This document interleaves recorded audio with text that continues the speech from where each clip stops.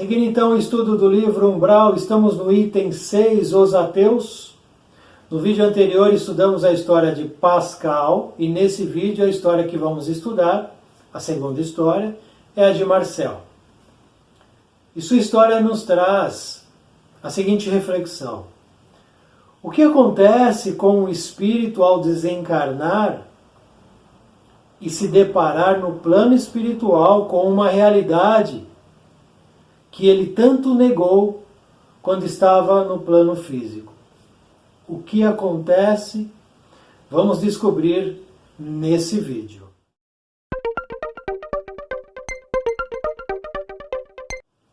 Pensam que vão me dobrar a ponto de eu admitir que há vida após a morte? Piada. Estou aqui vivo, bem vivo. E ninguém vai me tirar a sanidade de constatar essa realidade, murmurava Marcel, enquanto olhava incrédulo seu corpo físico estendido na cama do hospital. Chegou o grupo de enfermeiras que iria retirar o cadáver dali, levando-o ao morgue do nosocômio. Uma delas, observando o semblante crispado do morto, atreveu-se a comentar: como era chato esse homem, hein? As outras duas riram e uma delas prosseguiu: ainda bem que morreu. Eu não aguentava mais as suas grosserias, nem limpar esse quarto era agradável, pois ele queria dar ordens o tempo todo. Marcel enraivou-se e soltou palavras de baixo calão, como se elas pudessem ouvi-lo. Nem notaram, o que o deixou ainda mais encolerizado. Associando-se àquela ousadia, notou que o seu corpo foi colocado em uma maca, coberto com um lençol e retirado do quarto. Ei, aonde vão? Ninguém me ouve nesse hospital? Bem disse que era um lugar horrível, mas ninguém me ouviu. Restou-lhe seguir a maca, que foi logo colocada em um grande elevador. Marcel estava junto, basicamente em cima da padiola, como se estivesse atrelado a seu corpo. Um frio súbito tomou conta daquela cabine. Ixi, sinto um frio esquisito na nuca, proferiu uma das enfermeiras. Falou a outra apontando para o cadáver. É esse doido aí que deve estar te perseguindo. Ai, que besteira. Morreu, acabou e pronto. Não sou eu a ter calafrios, falou a outra. O elevador chegou ao subsolo e as enfermeiras empurraram a maca na direção do morgue, onde lançaram o corpo já frio de Marcel. Ele, em espírito, continuava inconformado e reputava tudo aquilo como um sonho, um pesadelo, ou até mesmo uma encenação de mau gosto. Plantou-se nesse local como um vigilante e olhava para cada um dos azulejos da enorme parede e parecia visualizar uma a uma as cenas de sua vida. Quando era pequeno, sua mãe ensinou-lhe o catecismo. Noutra cerâmica vidrada, enxergou seus passeios com o pai pelas ruas da cidade. Do genitor, ouvia apenas conselhos materialistas, no sentido de não perder tempo com a vida após a morte. Tudo besteira, afirmava o pai. Ia descendo os olhos bem devagar, pois tempo ele tinha de sobra, aproveitando para enfocar seus dias de colégio com aulas de religião. Passou a vista por outras placas de cerâmica e numa delas parecia haver o reflexo suave do rosto de sua esposa logo ao lado das filhas. Quis chorar, mas não conseguiu, pois lhe faltaram as lágrimas. Não as tinha mais, secaram. Sentiu um aperto no peito, mas era a sensação de seu perispírito ainda receptivo às consequências da doença que o levou ao desencarne. Ninguém o procurava ali. Sentia-se largado, esquecido. Algumas horas após, ingressou um sujeito com um avental branco, tirou umas medidas e saiu. Indagou-se: seria um médico? E prosseguiu: sim, poderia ser justamente aquele que iria atestar o engano. Eu não estava morto coisa nenhuma. As horas se passaram e ninguém voltava para afirmar o equívoco. Entrou na sala uma equipe de alguns homens que logo retiraram o corpo da maca e o colocaram em outra plataforma que dali seguiu a um carro preto, aguardando do lado de fora. Logo pensou no abuso que estavam cometendo. Não me arredei do meu corpo. Meu corpo. Marcel terminou em um ambiente da funerária, que prepararia o cadáver para o seu velório. Cada vez que mexiam no corpo, ele sofria espasmos como se estivesse sentindo tudo, o que na realidade não passava de sua projeção mental. Singrando em volta do cadáver, cuidadosamente posto no caixão, ele não cessou de praguejar durante todo o curso do velório. Nem conseguia prestar atenção aos visitantes, nem mesmo seus parentes, que ainda choravam a sua perda. Sentia-se traído, mas não poderia nem mesmo acusar Deus, visto que ele não existia. Tratava-se de um impasse em sua jornada. Seria morto-vivo ou vivo-morto? O percurso ao cemitério abateu-o mais seriamente, pois sentia a aproximação de um fim que não admitia ser possível. O caixão descia a cova enquanto Marcel arregalava os olhos e torcia a boca, inconformado e ao mesmo tempo incrédulo. Chorou ao seu modo sem lágrimas. Ali ficou e ficou. Não sabia mais computar os dias e as noites, mas se sentia enraivecido. Aliás, tão furioso estava que fez um vaso quebrar em outro túmulo ao lado, quando um casal chegou para visitar a falecida. O rapaz era médium e liberou os fluidos necessários para a atitude drástica de Marcel. Atemorizados, eles dali saíram bem rápido. Terminou levado à zona umbralina nebulosa, onde continuou seu progresso de negação de Deus e da vida após a morte, embora fosse inútil, visto que nada se alterava ao seu redor.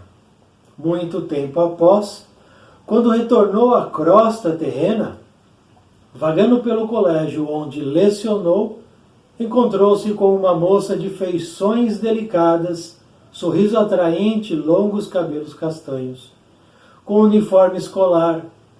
Era a primeira, entre aspas, pessoa que parecia enxergá-lo no plano físico. Aproximando-se dele, disse ela: "Oi, professor Marcel, lembra-se de mim?" Estupefato, ficou mudo, tentando compreender o que aquilo realmente significava. "Sou a Sílvia. Morri no 3º ano e o senhor foi ao meu funeral. Estava muito triste, lembro-me." Olhando para os lados, Marcel não conseguia acreditar naquela cena até que se soltou. "Sim, Sílvia, minha melhor aluna. Senti muito a sua morte. Veja, professor, a morte não existe. Aqui estou eu a lhe provar isso." As fortes crenças de Marcel foram caindo pouco a pouco. Disse ele: "Mas eu não acredito em vida após a morte, nem em Deus, em nada." "O que eu sou então, professor?" Respondeu ele: "Um sonho?" Ela sorriu e continuou: "O senhor sabe que não. Estaria sonhando há muito tempo sem nem mesmo acordar. Na verdade, o senhor desencarnou, como eu, mas tem vagado do umbral para a crosta e desta para a umbral. Não se cansou, professor?" Cabisbaixo, ele plangueou: "Sim, Sinto-me esgotado. Posso lhe apresentar um amigo? Indagou Sílvia.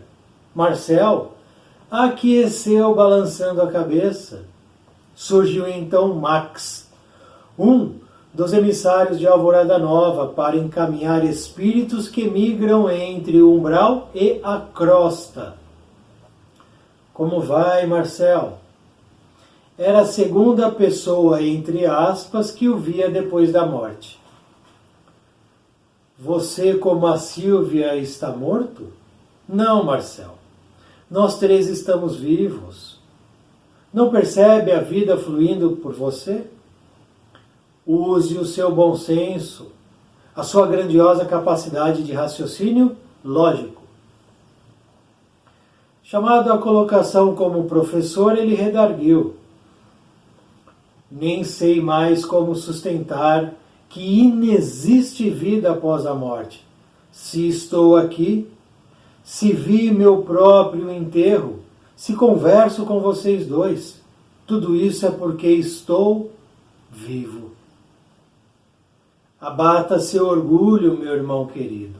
Você foi um bom professor, embora tenha traçado um percurso centrado no materialismo de todos os matizes. Ceda.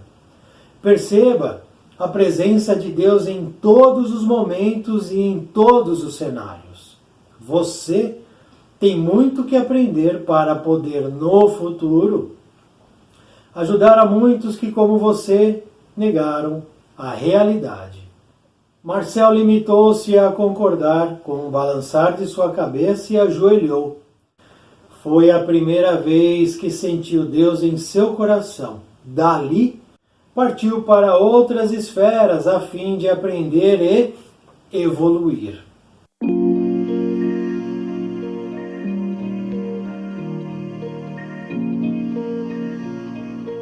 Esse então é o relato de Marcel. Agora vamos saber de fato como foi a sua última experiência no plano físico.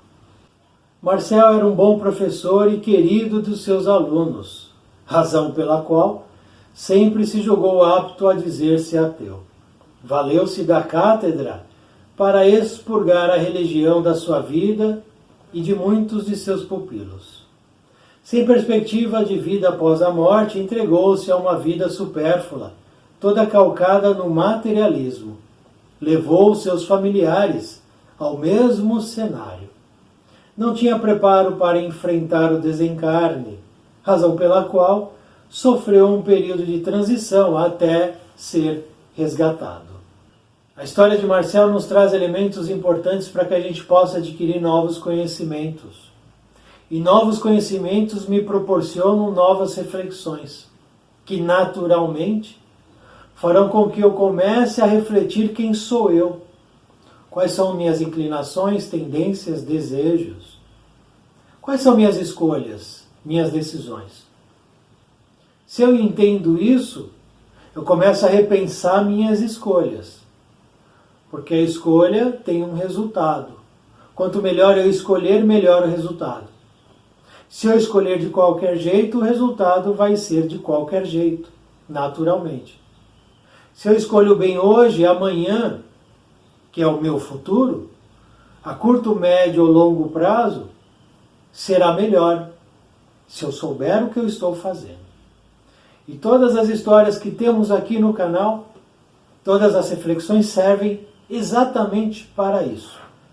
Para que a gente possa introspectar novos conhecimentos, novas reflexões. Mudar de fato quem somos nós, a nossa essência. Como aprendizes. Marcel passou por um processo no qual ele não precisava passar, mas ele escolheu. Foi uma escolha dele. Não lhe foi imposto isso. Uma atitude. Ele teve uma escolha quando estava no plano físico. Teve um resultado no plano espiritual, que é a nossa pátria, que é para lá que a gente retorna daqui a pouco. Em pouco tempo, nós estaremos de volta. ao plano espiritual. E como isso vai se dar? A história de Marcel nos mostra o que acontece com o espírito imortal, no caso Marcel, quando ele se vê no plano espiritual encarando uma realidade que ele tanto negou no plano físico. Porque a realidade do plano espiritual vem e dá de frente com a negação que ele tanto plantou no coração dele e de outros. Lembrando, ele levou a família, familiares, às mesmas escolhas dele. E também aos alunos. Olha o tamanho da responsabilidade daqueles que estão à frente de outras pessoas. Não importa o cargo. Se eu estou à frente de pessoas, eu tenho responsabilidade com aquilo que elas também pensam. Porque eu estou influenciando. E essa é uma palavra que tem sido muito usada, influenciação. Eu sou um influenciador. A gente vê isso nas mídias sociais. E é muito perigoso. Influenciar significa que você está entregando para outra pessoa alguma coisa. E o que é que você entrega? Uma mãe influencia o filho, a filha, o pai também, o irmão também, o tio. A família influencia os membros da família. Sim, fato. E isso é importante que a gente deixe muito claro. Porque muitas vezes a gente foge das responsabilidades. Não, eu não. No caso de Marcel, o pai dizia para ele: bobagem, não perca tempo com isso. De vida após a morte, de espiritualidade, de religião. A mãe de Marcel entregou alguma coisa de religião. Catecismo, cita aqui. E ele se lembrava das aulas de religião que ele teve no colégio. Porém, ele foi aos poucos, no seu dia a dia, durante o plano físico, enterrando todas essas informações de Deus, de religião, por motivos dele, por escolhas dele. Ele foi colocando isso lá no fundo de suas memórias, de suas intenções, de seus desejos. Para ele isso não importava. Para isso, ele não ligava mais, porque ele se tornou um ateu. E Marcel, ao desencarnar, passou por um processo até ser resgatado. Porque ele desencarna de uma maneira, com um pensamento, com uma atitude, com um modo de pensar. Houve um percurso no qual ele trilhou até ser resgatado. Quando ele é resgatado, ele já tem outra atitude, outro pensamento. E é assim que acontece. É exatamente assim que acontece no plano espiritual, porque Deus não tem pressa. O plano espiritual superior, os nossos mentores, aqueles que organizam e administram nossas evoluções, eles não têm pressa, porque a eternidade é o tempo de Deus. Cabe a nós, apenas a nós, acelerarmos esse processo, evitarmos as quedas, evitarmos a dor e o sofrimento. Porque dor e sofrimento é consequência da minha escolha. Não é gratuito. Nunca foi e nunca será. Porque senão existiria um Deus sádico e castigador. E isso não existe. Deus é amor, misericórdia e justiça. Mas as leis que organizam o universo, elas funcionam. E elas buscam aquele que é empedernido, que é reticente, aquele que não deseja seguir o caminho da luz, ela busca ele para o reajuste. Aí vem a dor e o sofrimento. Aí, esse que sofre, esse que sente a dor, se rebela. Porque bota a culpa no outro e nunca nele, nas atitudes e escolhas que ele teve. Marcel, ao desencarnar, xingava, era todo orgulhoso, prepotente, vaidoso. Não é isso?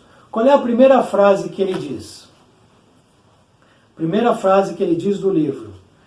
Pensam que vão me dobrar, a ponto de eu admitir a vida após a morte? Piada! Estou aqui vivo, bem vivo, prepotente, arrogante, achando que sabia de tudo, que não existia nada além da vida física. Está aqui. O corpo dele lá, na cama, está morto. O corpo morto significa que ele não tem mais energia, acabou a cota de energia. Ele morreu. O corpo entrou em inatividade. Aqui no canal nós temos um vídeo chamado O que é a morte? Para que a gente possa entender o que é a morte. Vou deixar aqui o card, para quem se interessar. E ele tinha essa atitude arrogante. As enfermeiras entram para fazer o seu trabalho, os funcionários do hospital, da funerária, todo o procedimento vai se desenrolando. E ele acompanha. Isso é o mais interessante. Porque sim, se você entrar num necrotério, se você entrar numa funerária, está cheio de espírito lá, desencarnado. E não precisa ter medo, nenhum medo. Porque é assim durante a nossa caminhada. Se nós estamos na rua, se nós estamos numa loja, se nós estamos num supermercado, tem espírito ali. A gente não vê, mas tem. Todos os locais são habitados por encarnados ou desencarnados. E ele foi acompanhando todo o processo quando o corpo deixa de ter atividade. Colocado no caixão, e aí ele acompanha inclusive descer na cova. E ali é um momento de extremo sofrimento para o espírito. Porque ele vai acompanhando, e logicamente, quem é que gosta de ser enterrado vivo? Ninguém. Ele não foi enterrado vivo. Ele já estava com o corpo sem atividade. Ele só estava atrelado ao corpo porque ele não queria se separar do corpo. Ele fala aqui no livro: eu não arredei do meu corpo, não vou abandonar meu corpo. Ele quis. Então como é que ele pode imputar a terceiros, a Deus, a quem quer que seja, uma culpa de uma escolha que ele fez? E ele continuou lá. Aí ele perde a noção de tempo. O espírito desmaia, o espírito entra em consciência, depois volta a ficar consciente. É assim que se desenrola esses que ficam atrelados ao corpo. E fica lá. E tem mais. Muitas vezes sente o corpo ser comido pelas larvas natural do organismo, da terra, do plano material. Claro que isso não é legal, não é bom, claro que isso é uma sensação horrorosa. Mas é escolha. É escolha. Por que muitos não passam por isso? Porque durante a sua caminhada entenderam o processo, buscaram elevação e conhecimento espiritual, e o desprendimento do corpo é muito mais fácil, muito mais tranquilo e sem tanta dor e sofrimento, como no caso de Marcel e de tantos outros que passam por esse processo. E depois de um tempo ele vai despertar lá no umbral nebuloso. E fica depois num processo de vai e volta. Fica caminhando, errante. Então ele caminha. Desce do umbral nebuloso, vem para a crosta, da crosta ele volta para o umbral e fica. Ah, mas como é que se dá isso? Como é que funciona esse processo?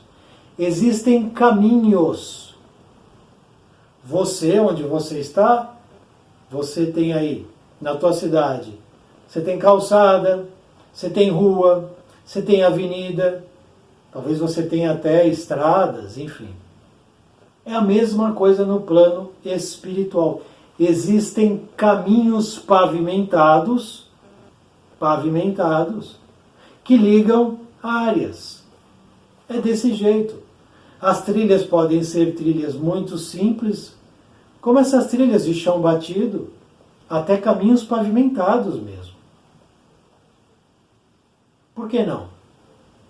Por que só existiria aqui? O plano espiritual é sempre uma réplica do que a gente já tem aqui. Ao contrário, né, na verdade, o que a gente tem aqui é réplica do que há no plano espiritual. No plano espiritual superior, eles são mais avançados.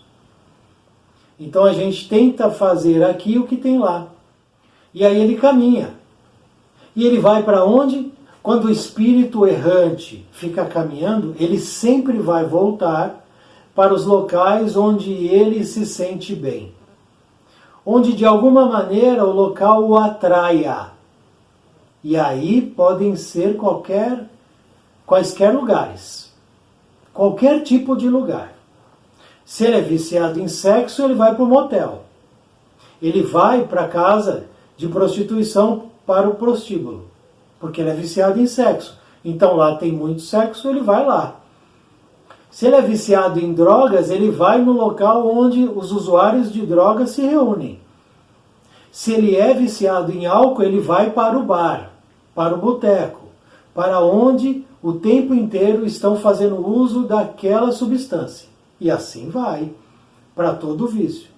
No caso dele, a gente não está falando de vício, ele voltou para a escola, que era um local que, de alguma maneira, trazia para ele algo, alguma conexão. Porque ele foi um bom professor. Os alunos gostavam dele. Porém, ele foi materialista, teve uma vida absolutamente voltada para os bens materiais, sem nenhum interesse em relação à parte espiritual, que é a mais importante. E aí a gente tem 2 pontos muito legais disso tudo. Primeiro, como se dá o processo de mudança do espírito, que nega uma realidade. Segundo, o resgate de Marcel. O primeiro ponto, que é essa mudança, o percurso, através da dor e do sofrimento e do tempo. Então ele foi aos poucos, dentro do sofrimento e da dor dele, mudando. Entendendo que não é possível eu negar algo que está acontecendo. É como se eu falasse para você, não existe a lei da gravidade. Aí eu solto o livro cai. Eu estou vivendo a lei da gravidade. Se eu estou aqui sentado nessa poltrona, é porque a lei da gravidade está me puxando para baixo, para o centro da Terra. É uma lei natural, real.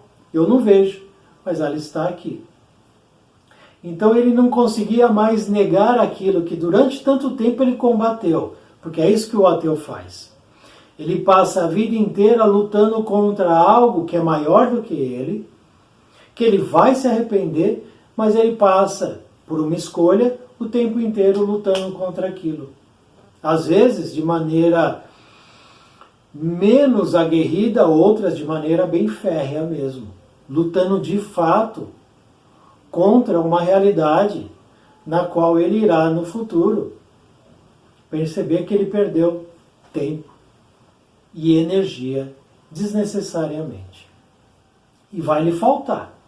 Depois terá que rever isso aí, porque o ateu adquire um débito. Quando ele pratica esse tipo de atitude que tanto Pascal quanto Marcel praticaram. Porque uma coisa é eu me tornar ateu e guardar isso para mim. Aí é um problema só meu. Quando eu pego o que eu acho e começo a divulgar e começo a influenciar, eu também tenho responsabilidade perante aos outros que assumem a mesma atitude que eu. Então eu tenho parte de culpa com relação ao que eles escolheram. Porque eu influenciei. E o pai de Marcel tem culpa também na escolha de Marcel. Nós somos coautores. Quando eu sou coautor de qualquer coisa, eu sou corresponsável de tudo. Então não adianta fugir de responsabilidade. Porque ela vai lá com o braço da lei da justiça, a lei de reajuste, e nos busca. E a gente vai ter que fazer esse reajuste. Então ele passou todo esse tempo de maneira equivocada. E aí ele foi percebendo. E aí a gente vai entrar no resgate dele. O resgate de Marcel não foi por acaso, foi planejado por equipes de Alvorada Nova, por equipes da espiritualidade superior. Por quê? ele vai lá e encontra Sílvia, já desencarnada há muito tempo. Sílvia apareceu de graça, Sílvia estava ali como um fantasminha, colocando medo ali no colégio? Não, claro que não. Sílvia apareceu exatamente naquele momento para conversar com o Marcel. Mas aí um ponto importante. No exato momento em que a resistência de Marcel acabou. Não adianta eu querer mudar uma pessoa quando ela está reticente. Não adianta eu querer levar para uma pessoa algo quando ela não aceita. Não adianta, é perda de tempo. Porque ela está ali focada naquilo que ela acha certo, e aí é como se a gente desse soco em muro, em parede. A gente só vai se machucar e não vai acontecer nada com a parede. Existe um momento em que a pessoa vai mudando de atitude, a resistência vai caindo, pouco a pouco. E chega um momento em que essa resistência está quase zerada, quase não existe mais. Aí a espiritualidade entra em ação, superior. Aí ela entra em ação, para resgatar, para resgatar.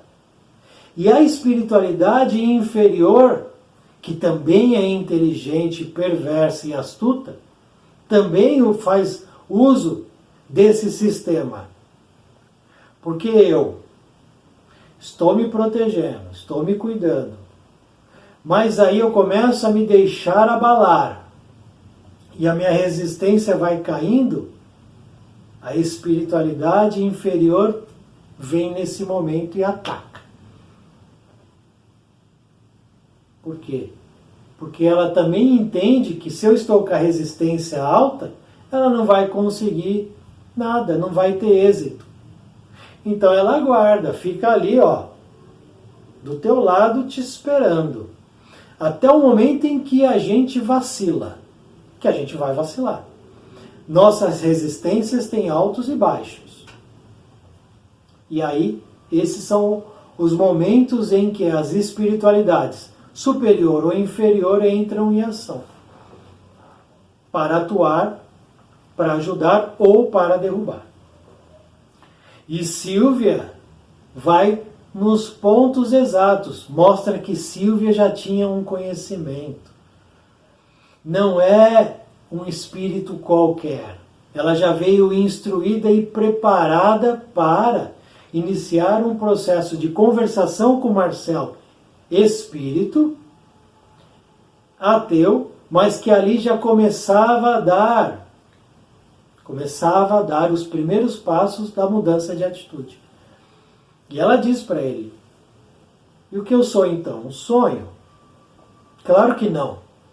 Claro que não. Sabe que não? Porque ele é um espírito inteligente, racional, que muitas vezes coloca na cabeça algumas ideias para mascarar, para de alguma maneira se autoafirmar.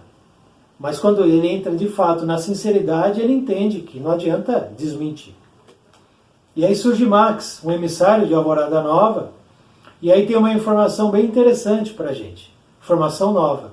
Que Max é um espírito que trabalha para encaminhar, acolher espíritos que ficam errantes nesse processo de crosta para umbral, do umbral para crosta.